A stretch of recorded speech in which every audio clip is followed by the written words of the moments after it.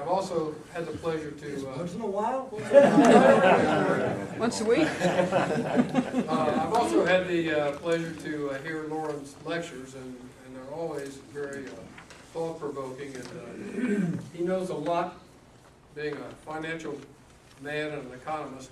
He knows a lot about this book by Joseph Stiglitz, who is a Nobel laureate economist, and he says that the Iraq War that Paul Wolfowitz said was going to cost nothing because of the revenue from the Iraqi oil is going to end up costing us $3 trillion plus.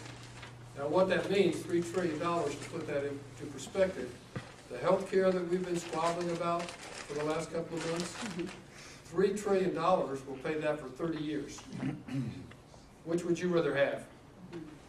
Lauren?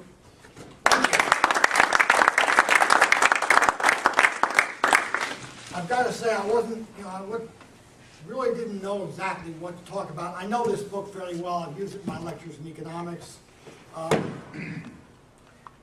Basically, what I would like to do this evening is I'm going to take 20 minutes. I promise not to do any. Somebody stop me at 20 minutes because I can go on for hours. Usually I have to send in pizza when I talk. I will give you some background. I happen to be opposed to the war, okay? I'm opposed to it from a moral standpoint because I lived through the Vietnam era. No, I'm not a veteran. They tried. I went for the draft physical.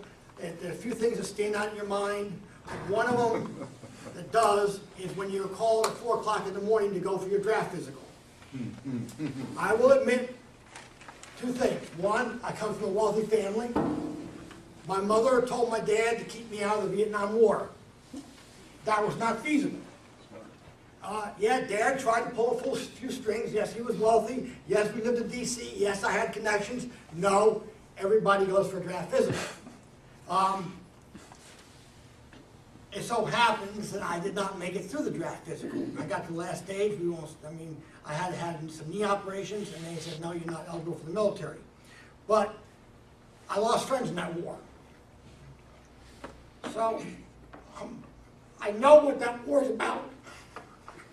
So I don't like the subject, Vietnam. It just, I lost a lot of friends, that stupid thing. I know what this war is about. I'm opposed to it, but that's not what I'm here to talk about tonight. I'm going to show you how you cannot afford this war. That's the critical part. As an economist, I have looked at the numbers. I have studied Stiglitz. I have talked about Stiglitz.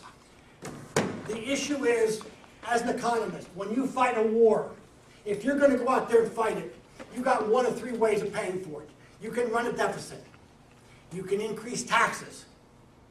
Or, what's the third thing? Deficit, taxes. Diane, where are you? What's the third one? Cut social Yeah, benefits. cut social program. I'm sorry. It's been a long day. It's my second talk today. You really do run. We chose not to cut social programs. You have a very difficult time going up to people and saying, hey, I'm going to cut your Social Security, I'm going to cut Medicare, I'm going to cut whatever the art programs, I'm going to cut school lunches, I'm going to cut things because we're going to go to war. That didn't fly. You can raise taxes. I have been in favor of, I have written about, I have talked about a war tax.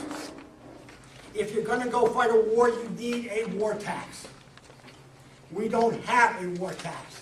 In this country, talking about raising taxes is about the worst thing you can do. Rick, if you want to not get elected, talk about raising taxes. What you do after you get elected, different ballgame. We cannot, nobody has even mentioned the fact of trying to raise taxes. So happens, you're going to see your income tax rate, if you make over $250,000 a year, you're going to see your taxes go up probably at the end of this year. Because some of the Bush taxes are expiring. The third thing you can do is what we did. We went into a deficit situation. Now, there are varying numbers. If you read that book, and if you haven't read it, I do recommend it. One gentleman said he couldn't get out of the library. Go to Amazon.com. It's not very, it's like $15 or something for the book. I didn't buy it in the hard copy. I bought the deluxe version.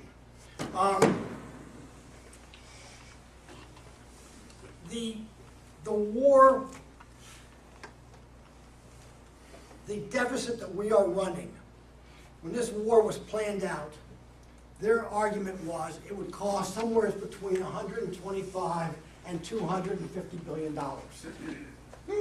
I don't know what these people were smoking, but you have to understand that all my connections in DC tell me that that was a town I grew up in.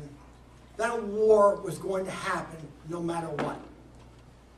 It was planned, he wanted it. Part of the reason was his father, he felt, should have gone in and taken out Saddam when he had the opportunity, didn't do it. More importantly, the Bush family is an oil family, okay? They eat, sleep, and bleed oil. The object was, and Cheney's right in there with them, coming from Halliburton, the object, which I'm sure you've heard many times, we go in, we knock out this dictator, the people will love us, we'll take the oil, we'll put our companies in charge of the oil, we'll take revenues off of it, we solve our oil problem long term, which has been a problem that's been bothering this country for some time. Our companies that we're associated with after I leave the presidency get rich. And everybody goes away happy, we removed the dictator, and I'm a great president. A couple things went wrong on the way to the palace. The first is the people hate our guts. Let's face it, we are no heroes in the Middle East. I don't care, pick your country, nobody loves us. Secondly, the price tag was a little bit off. It wasn't 250 billion, it wasn't 500 billion, it wasn't 750 billion, it was much closer to $1 trillion out of pocket. That's what it cost us to fight this war. But that's only part of the cost.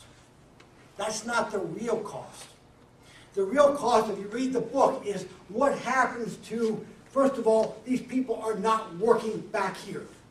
Secondly, if you remember, after the Great Depression did not come to an end until basically World War II. Why World War II? Because the government, and if you want, come down to one of my economics classes, come to my office, I'll explain it to you in detail, but a tremendous amount of money was put into the economy. A stimulus program. Unfortunately, a war stimulus program, but a stimulus program nonetheless. Well, why isn't it working this time? It's very simple. That money is not going into the pockets of U.S. citizens. We don't have what we call a Keynesian multiplier effect. Because a multiplier effect is very simple. I give you $100, you spend it with Fred down the street, he spends it, he spends it, he spends it, and it goes through the economy, and you get a growing economy. When the money goes into the coffers of Pakistan and disappears, which is what, there was a case where, what was it? Some $7 or $15 billion disappeared overnight. They think this stuff is petty cash. It's our petty cash. It's not going into stimulating our economy. We don't have Rosie the Riveter anymore doing airplanes like we had in World War II. We have money going into sheiks' pockets, going into God knows where, and does not come back to the United States.